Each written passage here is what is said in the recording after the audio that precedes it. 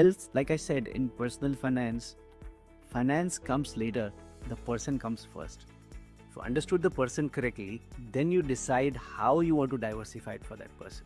So No, let's come to the next topic, wealth management in the digital era. And then two things we want to talk about here, the impact of fintech and AI on wealth advisory. We see a wealth lot creation and wealth preservation are two very different set of skill sets, right? If not, the rich people in the world should have remained rich forever. Wealth creation. Welcome to the podcast, The Montes Point, Uday. So let's start with probably your education, your early jobs, and what you're doing, guy. Thanks so much for having me on this podcast, SES, and look forward to having a nice chat with you. I'll quickly give you a background. So I hail from a small town called Jorhat in Assam. Born and brought up there. Moved to Bangalore for my graduation. Come from a business family. Only one not involved in the family business.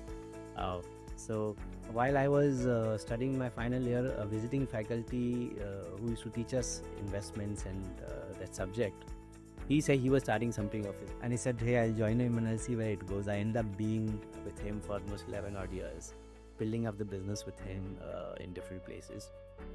That's how I got to be in this area. While I was doing all of that, I did a bunch of these professional courses like CFA, CFP, CIPM, and obviously you have a bunch of other exams that you have to write, which SEBI mandates. You have these NISM exams that you have to.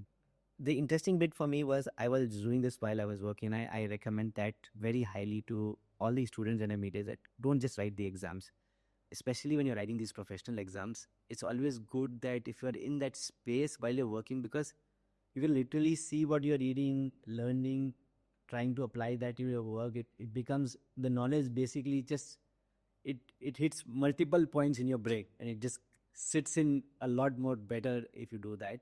But it took me some time. It took me some time to do all of them. Initially, I did my CFP program, which is the Certified Financial Planner program, which basically teaches you how to do financial plans for an individual or a family. While I was doing that, then I got interested and I said, hey, CFA, we should do. And then I did a program from CFA Institute called Certificate in Investment Performance Measurement. When was that? When was that? These are all 8, 10, 12, 13, 14 years back. Some of it I've already forgotten, I think. My not will was it West Side. You better not. But okay. And when you got into this entrepreneurship, where you set up your first company and the first product? No, I think I've been an entrepreneur all through, is how I see it. I'm saying that decision when I was in my final year college, I had a job from HP back then. I didn't take it and I said, hey, I will join my prof who's trying to start something in finance.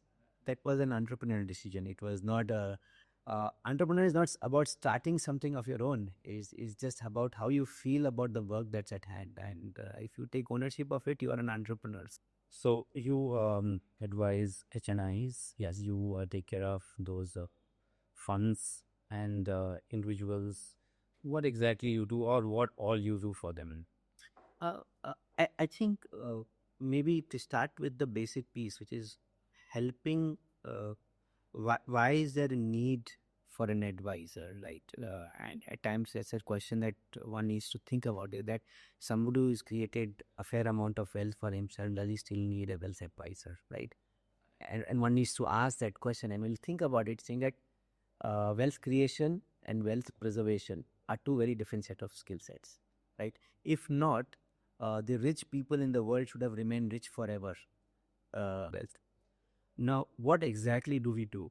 I think where is our role? And I tell this to a lot of clients when you meet them first time, is that there is an investor manager and there is an investment manager. What is the role of an investor manager? It is to basically manage the person, understand where you are, what your likes are, dislikes are, what are your family goals, what are personal choices that you make. That is one side, which is basically understanding the person And then understanding the finance of that person. What are his assets? What are his liabilities? What are his cash flows? When does he need the money?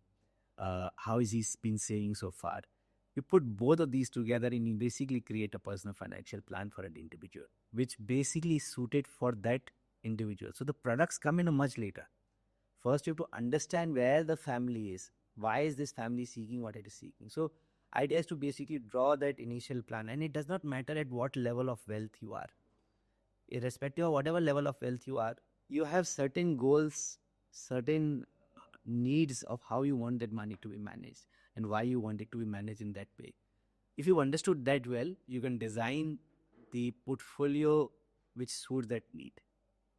Right? So a lot of times, a lot of people will say that if I got a wealth advisor, he will tell me which stock to buy or which sector is doing well.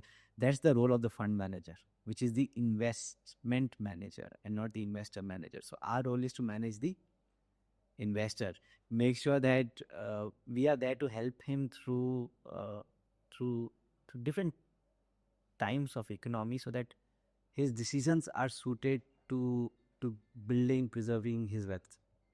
So let's say if you're managing one HNI or a family fund and you have that portfolio with you,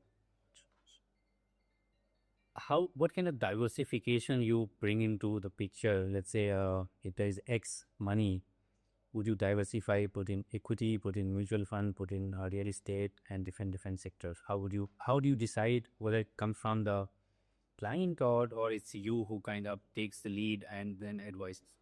No, our role is to basically bring perspective, ask right questions. What needs to be done for a family has to come from the family. When I'm saying come from the family, is it to the needs and wants have to come from the family. I can have two financially very similar people, like from a wealth standpoint of view, but having very differing needs from that wealth. So I can have, let's say, a 60-year-old client who's made his wealth, and he says that I don't want complications in my life now. I just want to live an easy life. So do the simplest of things for me. Don't do anything. I don't want tax complications. I don't want to optimize for every single. You can meet another 60-year person who's still equally active, and he wants to basically do things very, very differently. I want to do philanthropy. I want to do startup investments. I want to do everything else. In personal finance, finance comes later. The person comes first. If you understood the person correctly, then you decide how you want to diversify it for that person. So I think the whole diversification bit of what products to use, whether it is mutual funds, whether it is bonds, whether it is AIF, PMS, fixed income, I think is a much later on question. Once you have got a picture of what the family wants, if you've understood that well, saying that, hey, this is what we broadly want, then you bring in whatever is required. So, from your set of clients or clientele you hire, what is the percentage of this new age investor versus the old age? And I tell you why I'm asking this question, because you mentioned that 60-year-old investor. That's going to be my next question. But what is the kind of ratio between this young age? When I say young age, under 30 and over 30. We have a very good mix. We have quite a few clients who are from startups, made their money in startups, like so in that range of 30 to 40. And you also have clients in that range of some CXOs in that 40 to 50 kind of range.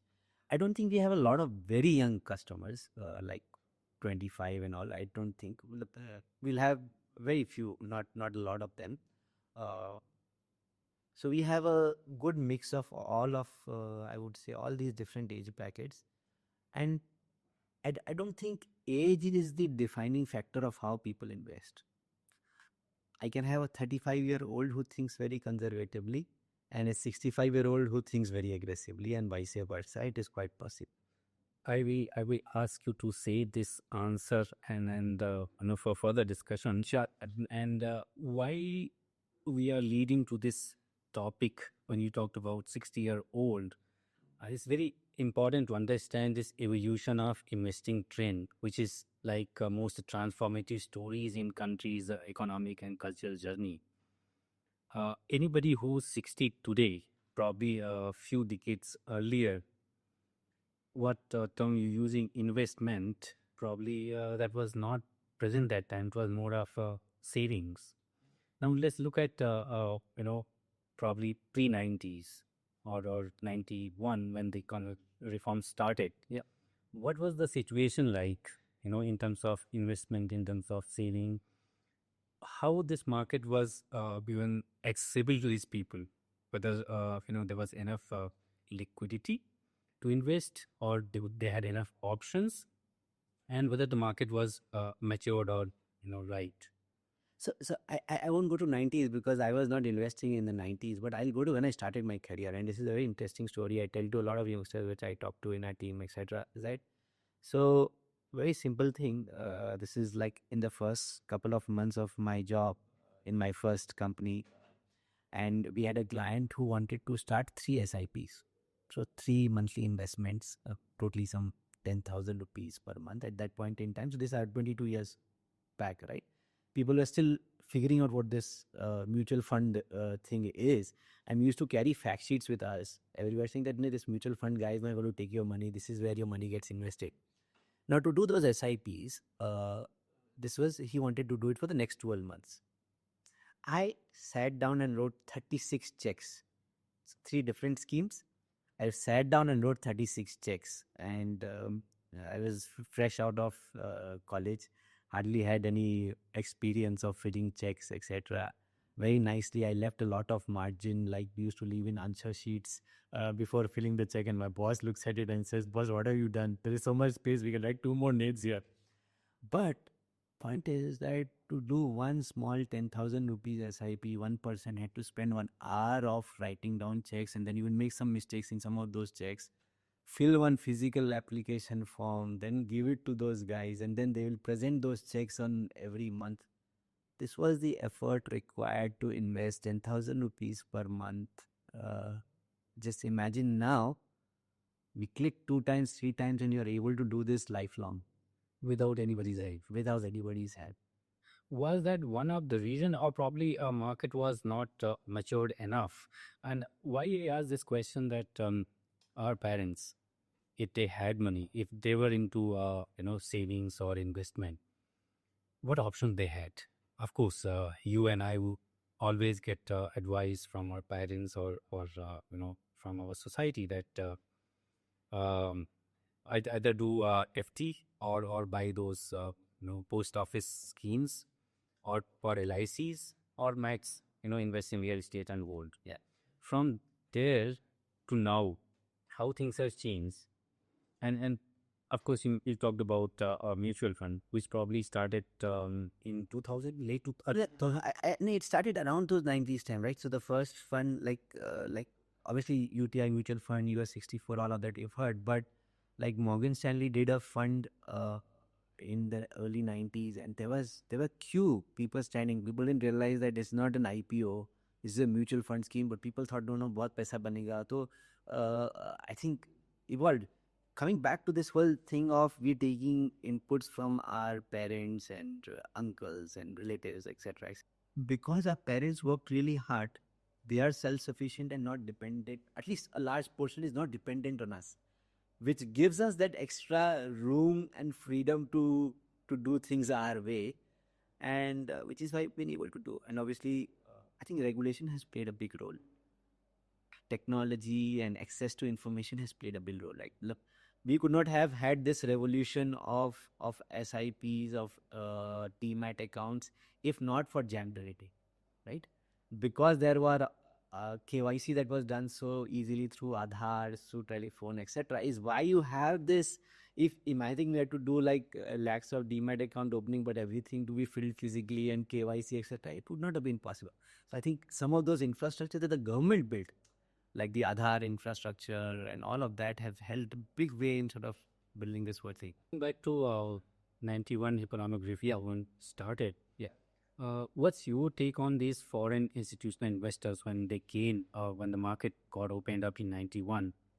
And when they started to come, I think that is the time the market opened up, and that's where the options were plenty for these investors, and that's how probably the new dimension came to limelight.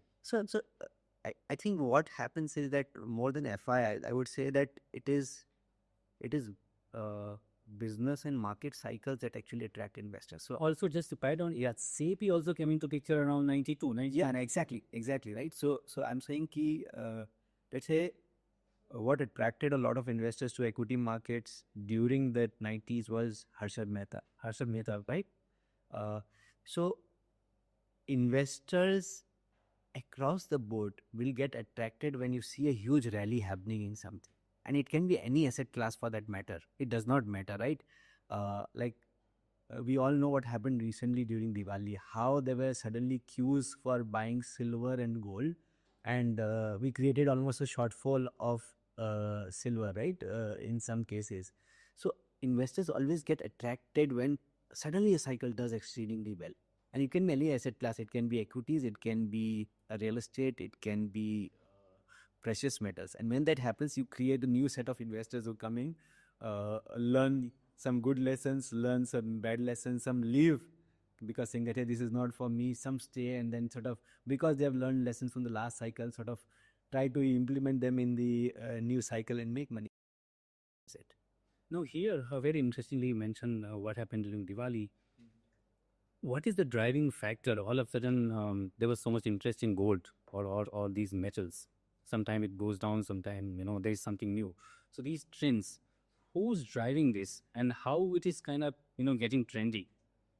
Now, I think who is driving this is a really hard one, right? Matlab, I'm saying market is a very complex architecture of so many moving parts and so many different people with very different horizons, very different interests, very different mindsets working together. But if we look at any asset cycle and investment cycle, you'll realize is that and I'm not going to why gold did well or silver did well, but whenever any asset class does well, so whether it be Bitcoin, whether it be gold, whether it be silver, suddenly people will take notice, right? Because you would have heard either through a news report or some YouTube shorts or some Instagram reel or some friend telling you in a cocktail party saying that, hey, no, I did this and I this suddenly went up and I made so much money. And then everyone is excited saying that, hey, have I missed this bus? So what gets people most excited about asset classes is how the asset class has done in the last 1 year. Whatever is the best asset class in the last 12 months has a lot of attraction from it. Also, it is important for people like us or anybody who is listening to that, probably who is not well aware of the market, how and where they should look out for, what are those indicators to kind of stay ahead of the curve and not wait for those cocktail parties and those news. Yes. I think staying ahead of the curve is a misnomer. There is no need to stay ahead of the curve, right? I'm saying you don't have to be in that cutting edge. You don't need to do better than anyone else. You need to do well enough that your family's financial goals are met.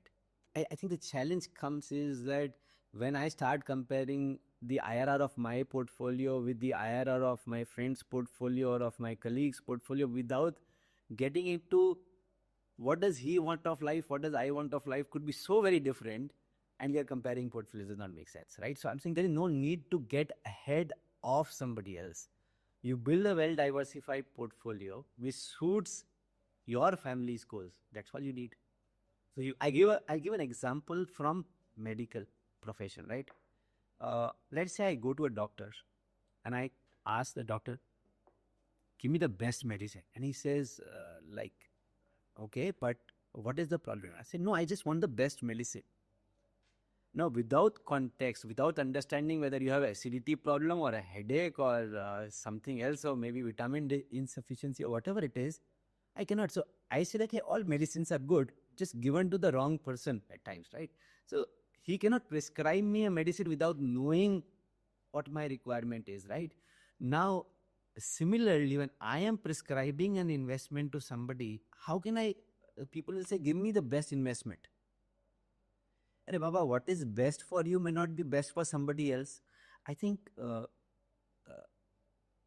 there is no reason to stay ahead of the curve. What you need is very clear understanding of your family's goals and designing a portfolio which suits those needs, which will mean a well diversified portfolio. Now, can somebody by certainty say ki gold will go up by 20% in this month? Nobody knows in the short run what is going to happen. So you build a well diversified portfolio. I have equities through mutual funds, etc. I have some fixed income to take care of my short term needs. I bought sufficient insurance in form of health insurance, life insurance, so that if any uncertainty offline those events come up, those things are taken care of. Well diversified portfolio actually means that some part of your portfolio at times will not do as well as the other part of the portfolio. That is what diversification is. If everything is doing well, then you're not diversified. You're not diversified. Yeah, see, you're absolutely right. But here my example. Yes, please. I am always about 2 weeks behind. Some friends, they said that, oh, I bought these. They said that, oh, I bought these shares and they are doing extremely well. By the time I hear the news and go and buy the share, started to come down. So forget about staying ahead of the curve. I'm not there, when kind of the market is right. We now have products that we don't have to do that. Like Santosh, you are a lawyer, right? And now if I come and say that, hey, how do I stay ahead in terms of what is happening on real estate laws in Karnataka and Bangalore, so that I know where new development is coming and I can go in before others have come in, and so that you say, you stick to what you are good at and let somebody else do this work. So if your property papers have to be verified, or if you're getting into a contract and you want to verify, you want to go to a professional who understands that. Similarly, if I want to know and make good money out of equities, actually it will be better for me to give it to a mutual fund manager. So you're saying take a help of a consultant experts. Absolutely. What it did at it, and not unless you are good at it. There is no point. You are good at it and you want to do it. The world will design so many games and will want us to compete in so many things, but we got to compete in stuff that we are good at, right? A very interesting book, highly recommended to, is a book by Morgan Housel called Psychology of Money. I think somewhere in that book he talks about saying that, hey, if you look at the market is made of all types of investors. There are algorithmic traders who are trading for milliseconds. So they want to make just like buy now, sell in half an hour's time, 15 minutes time. Then there are pension fund investors who are saying that, hey, we'll invest, but our time horizon is 10 years, 20 years, 25 years. And then there will be somebody who's investing for 5 years, 10 years, right? So everyone is playing their game. What happens and what we get confused by is that we read something, oh, FII is sold. That FII has his own sets of requirement. He needs money for something that he committed to someone. Why are we getting worried about that FII selling? But we think that is a signal of saying that our markets are not going to do well because this FII is sold and this FII is such a smart guy, brilliant guy, he understands everything. No, his requirement could be very different. So I'm saying we should know why we are in this market versus somebody else, right? And once we know that, it's easy for us to stay in our path, our course, versus trying to emulate or copy somebody else. Rakesh Chunchunwala, while he was still there, was someone very popular, a lot of people. But he had a very different type of risk appetite. He could do things because he felt very differently. But we are not him. We have to behave very differently. Today, people will quote a lot of Warren Buffett, a lot of Charlie Munger, but what they need from life, from their investments, and what we need is very, very different, right? So we cannot act in the same manner. In fact, we always talk about not to follow these advices. Like, somebody said every year there is a recommendation by Barack Obama, Bill Gates, and all those biggies saying that these top 5 books. Their top 5 books recommendations are based on their mindset and their goals. That is not recommended for you. That's by them for somebody else who's at that stage. You don't have to read those books what they are recommending. Warren Buffett is recommending. Since you raised this point, how does one make money? When I say one, that means the wealth managers and the company's IDOs who advises these individuals, SNIs, and other retail investors. So, is there some sort of commissions, are taken, or is there something else, fixed monthly fees? What are those? I'll come to that. I'm just stepping back once because a lot of times when you speak to a wealth manager or a financial advisor, I think a lot of discussion just moves around investments and savings. What is required, and this is the important piece to understand, is that the role of a financial advisor goes across products. He's the same person who has to think about at least the insurances also for the family, the investments for the family. He has to have basic understanding of personal income tax, basic understanding of personal estate laws. He needs to know broadly all of these aspects to holistically advise a individual and family, right? Coming back to a question of how do advisors or wealth managers sort of make money? There are two ways that any advisor in India makes money, and this is how the regulation is sort of divided. There are some people who will be telling you what to buy or what to sell or what to buy, whether it's an insurance policy, a mutual fund scheme, or which stocks to buy, PMS, AI, and they will get a commission from the product manufacturer. So basically, for helping you figure out what needs to be done, I get paid by the product manufacturer some commission, some kind of a fee, right?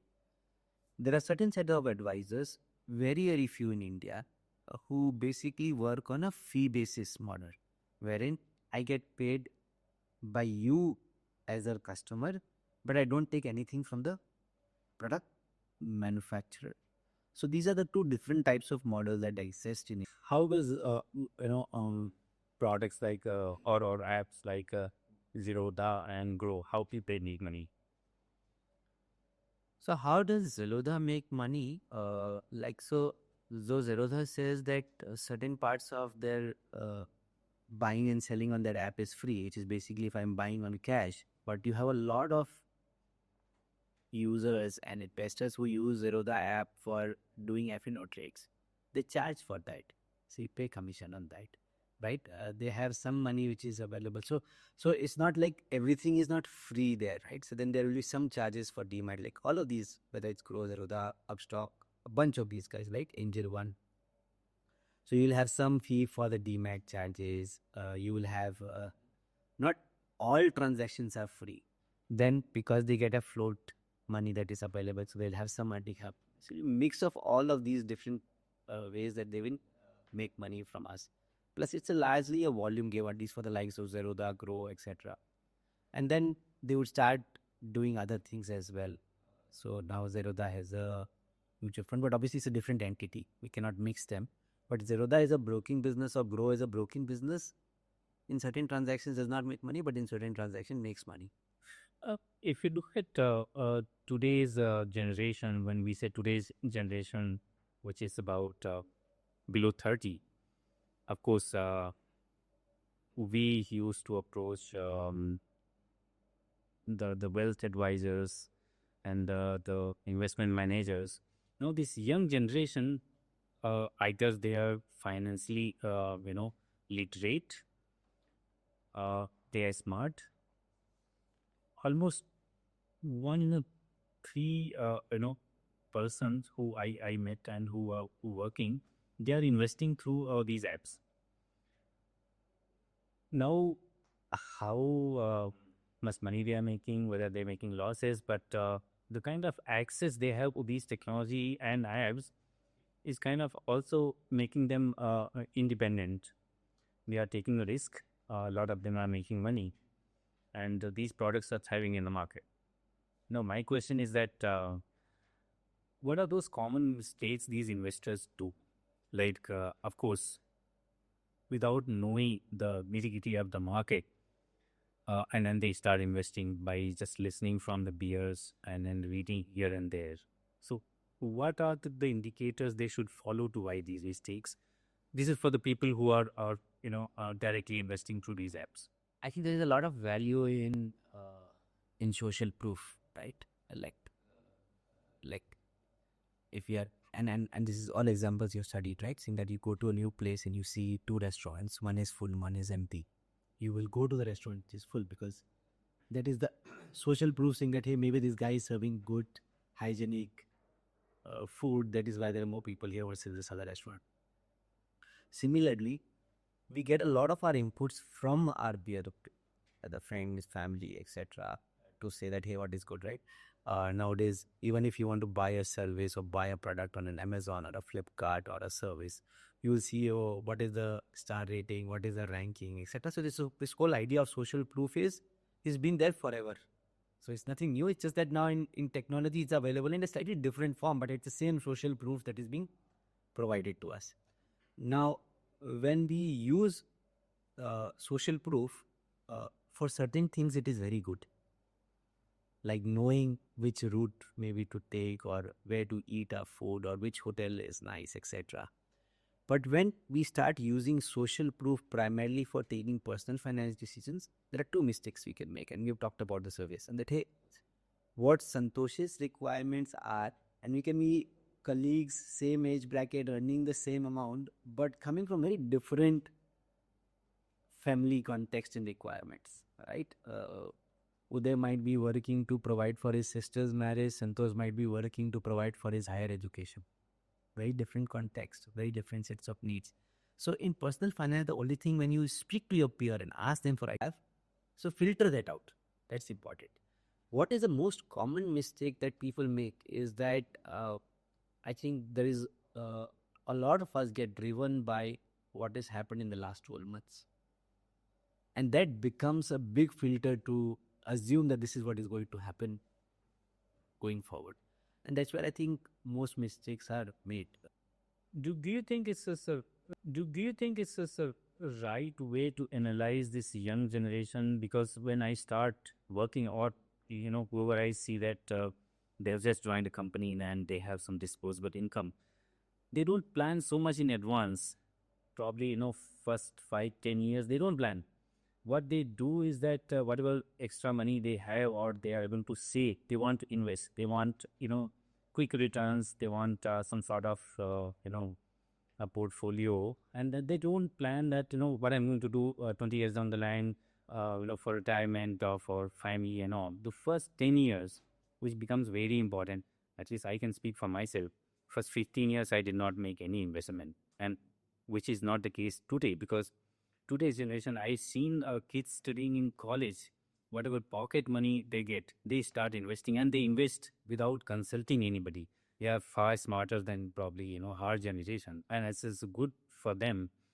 But 10 years is first 10 years is like they don't plan, and they just go by whatever they see. But as you rightly said, the trend, what they see, which stock is doing better, where they are seeing more buyers, and they lean towards that, and this is what is happening now. Coming to that, what is this emotion intelligence in financial decision making? Is it good or is it not so good?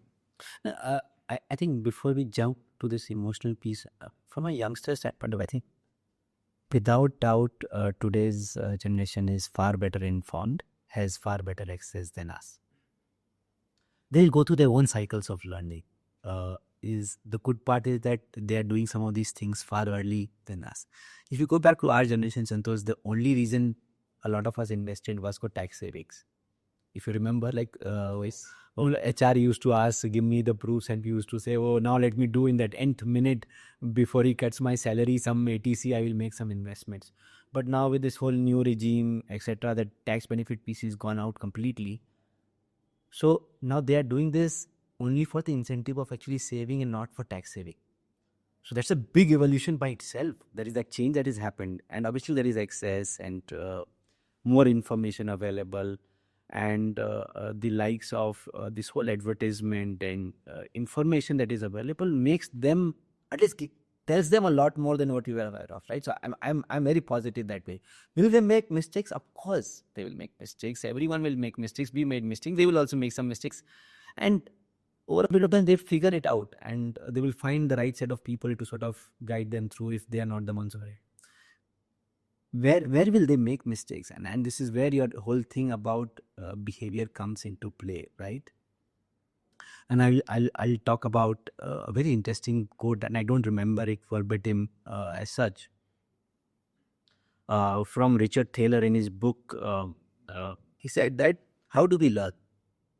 So what is the process of learning? He said that, hey, take an example of cycling. You start cycling, you fall, and you figure that, hey, maybe I need to hold the handle like this, and I need to do this, and then my balance will remain. So you go through this cycle of falling a few times, figuring out how to manage the balance, because there's this loop of made a mistake, learned something, reapplied that learning to the next time I'm cycling, and by the time the third, fourth round happens, I have figured out how to cycle, right? So we learned by observing our mistakes, taking feedback from there, and applying it to the next cycle. So he says that's how we all learn.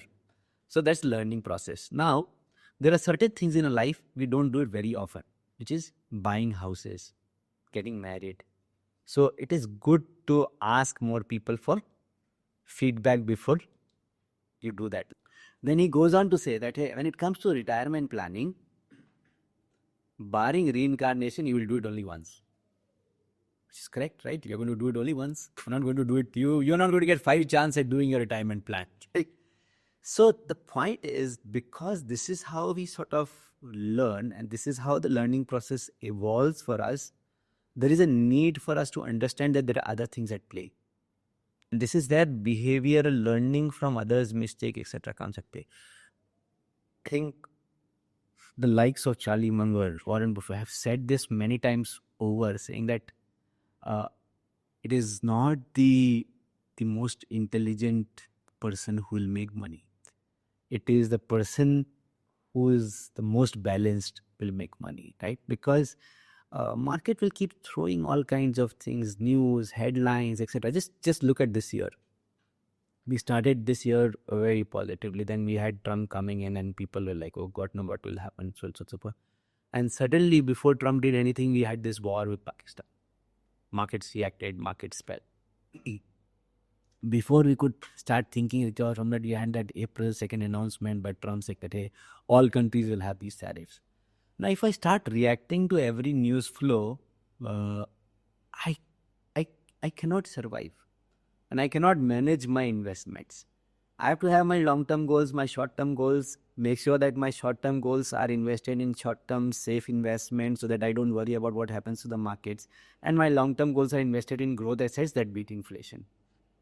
Just breaking my investments in the short-term, long-term gives me enough peace of mind to know that, hey, anything can happen to the markets because I can't control what happens to the world, right? But I can control of how my investments are divided, and that's how I get my peace of mind. So I think emotion and behavior are possibly a far bigger determinant of your portfolio outcome than intelligence is.